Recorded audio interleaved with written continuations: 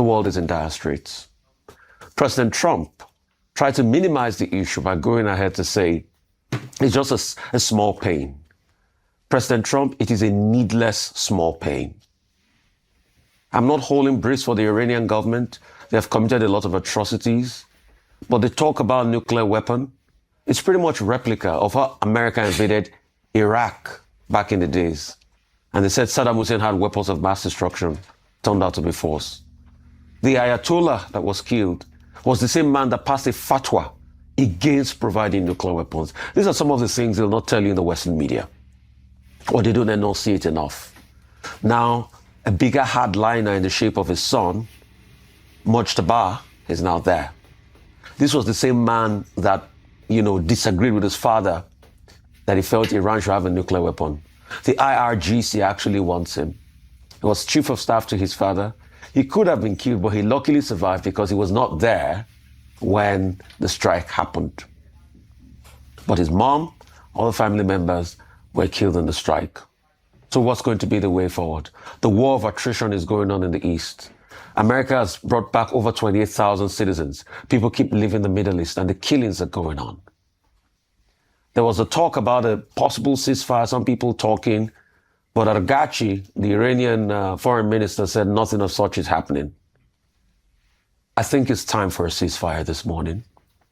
The bloodshed, the pain is too much.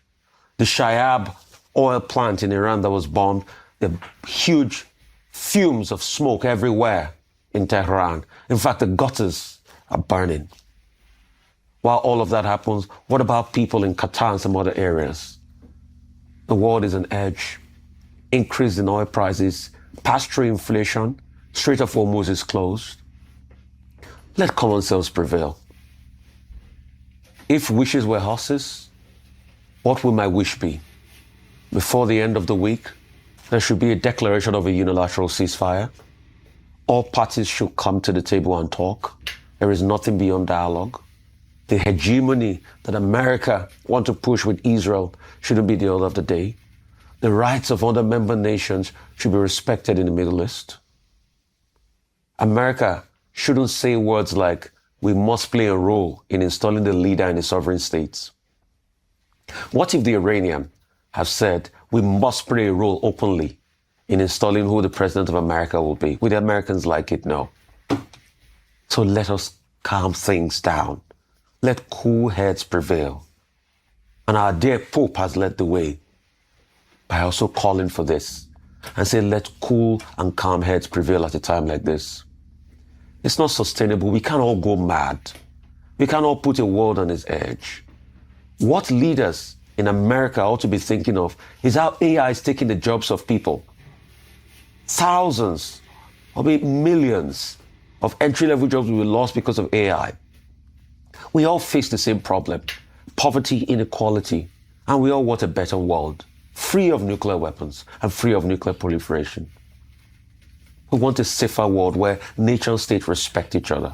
I know it sounds like utopia this morning, but if there's a cry from a humble journalist somewhere in the global south this morning, is that please let there be a ceasefire and let's start mending the broken hearts. I hope we all listen. Thank you. Thank you so much.